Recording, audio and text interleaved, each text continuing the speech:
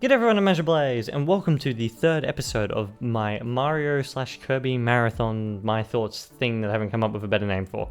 In this episode, I will be discussing my thoughts on Kirby's Adventure, which originally released on the NES in 1993. Unlike with the original Mario games, I've decided not to play the remakes with the Kirby games as much because they're a lot more different. Like the remake for Kirby's Adventure, which is Nightmare in Dreamland, I believe. I want to say, yeah, it's like it has a lot more content and all sorts of different things. Therefore, I decided I'd be able to probably play them on their own video and discuss that sort of stuff, and maybe even compare when I get to those videos. However, yeah, unlike the Mario games, which literally like new textures and all that sort of thing. I say textures, new sprites, new pixel art and all that sort of stuff. They look better. Yeah, unlike those, oh, I say better, I guess that's subjective. However, yeah, unlike those, the Kirby games tend to have a little bit more to them. Therefore, yeah, I think I'll do them in there in separate videos. However, talking about Kirby's Adventure, I guess I should start off by saying after the jump from the Game Boy to the NES, there's been a massive glow up between Kirby's Dream Land and Kirby's Adventure. like visuals, of course, look much better. However, like everything in general has been sort of like a massive glow up, apart from frame rate, which I can get to in a bit. However, yeah, I think it is probably one of the like nicest, probably the best, one of the best looking NES games that I have seen. If not the best one that I have personally seen, there's probably some more. However, like for what I've seen, like it's such a nice looking one. It almost looks like an SNES game. If like it gets close to it, like one of the like base default first year SNES games. Probably not any further up because they start to get a little bit more graphically intensive as they go further on. Yeah, basically it has such a nice and pleasant art style overall though. Like it looks really nice, this game, Kirby's Adventure. It looks very, very nice. Like everything is sort of jumpy and bubbly and cartoonish and looks really nice. However, as I was sort of saying earlier, with great visuals comes frequent frame rate drops. It is a little bit slow in a lot of areas, and yeah, I'm kind of surprised they didn't do some work to the emulated version on Switch Online, which is how I played it, simply to fix the frame rate issue. However, oh well.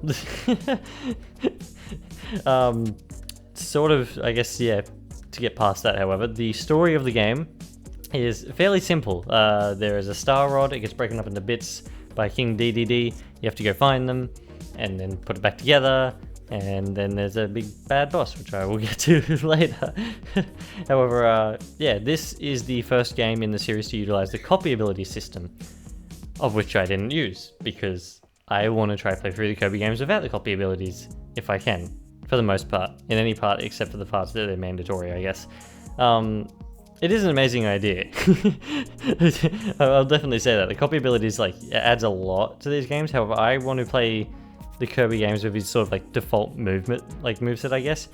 Like the Kirby games are known for being a little bit easier, and I think it will create a little bit more difficulty for myself, and I think it'll be simply a fun challenge.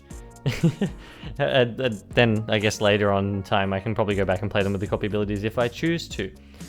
However, yeah, before discussing the rest of the game, I do want to mention the new hub areas in the game, which like where all the levels are accessible from. Like that is a big difference between the original Game Boy game and this game as well. I think they're really great, to be completely honest. I think they're amazing. Like being able to like move around this hub area and like how everything's saved. I think they're pretty good. Then there's like, oh yeah, as well as in those hub worlds, like that's where the mini games are housed and all that sort of thing. I think it works pretty well. When it comes to the levels, I really enjoyed almost every one of them actually. I thought this game was pretty fantastic personally. Every level contains a good mix of platforming and enemies to like sort of compete with, which I think is quite good. One of the notable set of levels was probably the Rainbow Resort area. I think that looked like that comes close to being my favorite area, however it's not quite.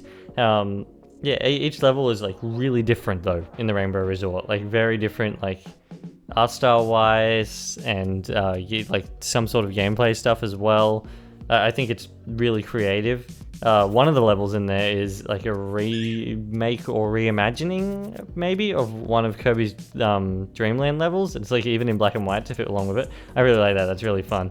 However, my favorite set of levels is probably Orange Ocean, I would say. I really like the aesthetic of Orange Ocean more than anything. I think it looks really nice, especially on the like in the NES style that it's in. I don't know, something about it makes like it looks really nice, and I think the levels all work quite well, especially for the fact that they're water levels. Kirby with water levels doesn't really worry me as much. He tends to have a good range of movement in water, I think. Yeah, I guess something else to know before I move on further, because I forgot to sort of talk about it earlier. Kirby has a slide now in this game. Good, I like the slide. I think it works really, really, really well. Yeah, after the levels, however, there is always this cloud jumping, almost mini game, I guess, for a score and stuff like that, and I never understood how to do it properly. Throughout the entire game, I could never work it out properly, for the life of me. And yeah, I have no idea how to do it. I honestly couldn't do it. Anyway, yeah, after completing all the levels, however, I'm watching a pretty funny cutscene where Kirby and DDD sort of like dance around because they're scared more than anything. Basically, when Kirby puts the Star Rod back together, it causes a bit of a problem, which makes this bad guy come along.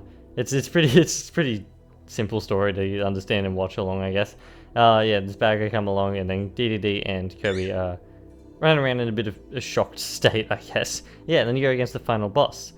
The final boss was, I feel, pretty, like, fairly impressive for NES standards. It had a lot of slowdown in it because of that. However, for the most part, I feel like it was really impressive, like how it looked, how it played, and all that sort of thing. And the music was quite good as well. Actually, the music throughout this entire game was really good. That's something I should probably mention before I go any further. However, when it comes to the final boss, it did take me a little while to figure out what I was actually meant to do for him. Like, I kind of guessed that it had something to do with where he pulled his cloak up and like it was like fuzzy, almost like a glitchy state underneath. However, I couldn't figure out what to do, and I think it was simply because I wasn't hitting him correctly. However, yeah, basically what you gotta do is you gotta fire the Star Rod at those like parts and all that sort of thing, and eventually it takes him down. Yeah, once I did though, it was quite a fun boss to do. He was kind of creepy as well, to be honest. And with that sort of thing, the story was finished. Yeah, it's a pretty simple game. It did take me a little bit to run through the game because like I was doing it over a long while, to be honest. However, it was a really enjoyable game. It is definitely a marked, like, I guess, advancement. Not necessarily an improvement, probably more of an advancement on Dreamland. A massive step forward for the series overall, though. It is very impressive. Very much liked it. And yeah, hopefully, fingers crossed, the Dreamland 2, when I get to it, will be as good. However, the next video will be on the Lost Levels, Mario, the Lost Levels, or Mario Bros. 2 for Japan, I guess, and its subsequent remake. In saying that, I hope everybody enjoyed this video. Thank you for watching, and I shall be back in the next one. Cheers, everyone.